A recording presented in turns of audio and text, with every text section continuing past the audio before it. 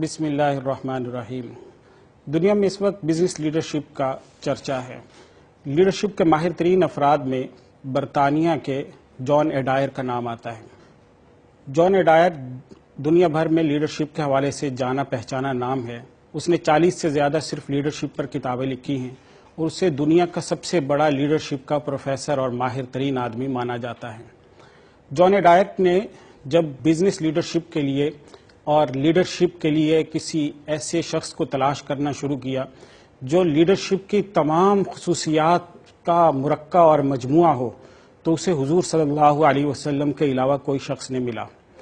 اس نے حضور صلی اللہ علیہ وسلم کی لیڈرشپ کے اوپر ایک کتاب لکھی، پھر جس کتاب کا نام لیڈرشپ آف محمد صلی اللہ علیہ وسلم رکھا، اور اس کتاب کے ٹائٹل پر اس نے حضور صلی اللہ علیہ وسلم کا وہ فرمان عالی شان، وہ حدیث مبارکہ درج کی کہ سید القوم خادمہم، کہ قوم کا جو سردار ہوتا ہے، جو لیڈر ہوتا ہے، وہ قوم کا خادم ہوا کرتا ہے۔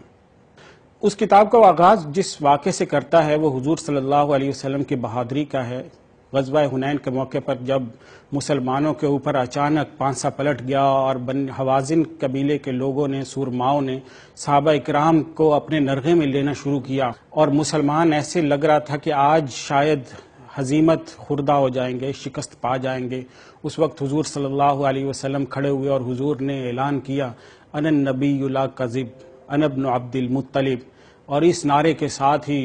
ایک طرف سے مہاجرین، دوسری طرف سے انصار کو حضور صلی اللہ علیہ وسلم نے بلایا۔ صحابہ کرام کے جو اکھڑے ہوئے قدم تھے وہ ایک دم جم گئے۔ سب صحابہ کرام حضور صلی اللہ علیہ وسلم کے پاس جمع ہوئے اور حضور صلی اللہ علیہ وسلم نے مجتمع ہو کر ایک ایسا زبردست حملہ کیا کہ حوازن قبیلہ اس کے بعد ٹھہر نہیں سکا اور مسلمان فتح یاب ہو گئے۔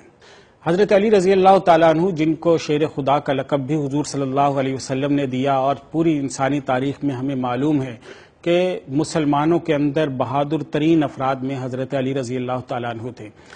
حضرت علی رضی اللہ عنہ فرماتے ہیں کہ جنگ کے اندر جس لمحے پر ہمیں خوف ہوتا تھا، جنگ گھمسان کا رن پڑا کرتا تھا،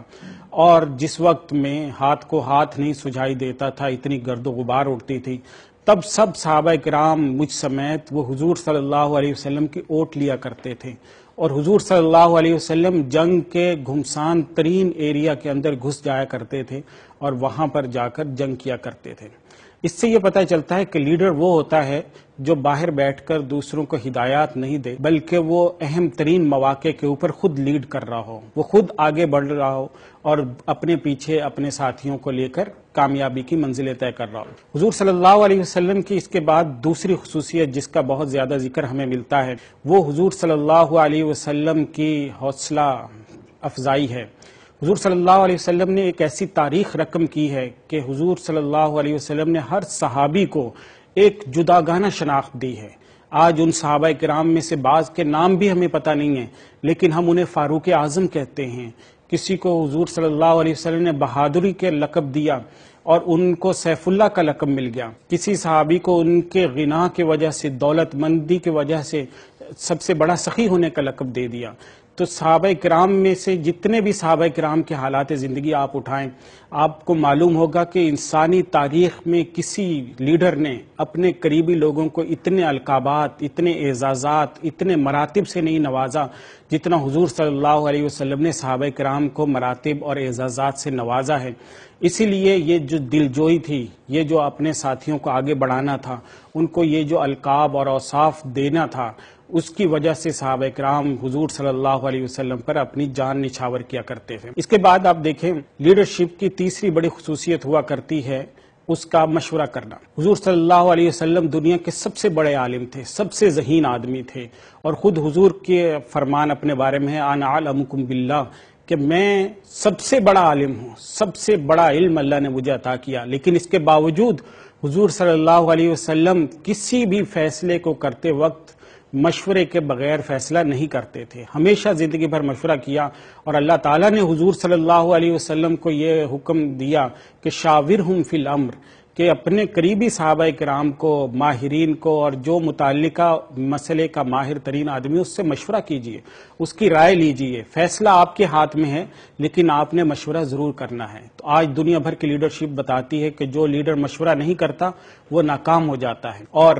فقہاء کرام نے لکھا ہے کہ جو شخص ایسا ہو، جو لیڈر ایسا ہو جو اپنے ساتھیوں سے مشورہ نہ کرتا ہو، کوئی حکمران اگر ایسا ہے جو مشورہ نہیں کرتا ہے، تو اس حکمران کو معزول کر دینا مناسب ہے. تو حضور صلی اللہ علیہ وسلم کی یہ 3 خصوصیات، بہادری،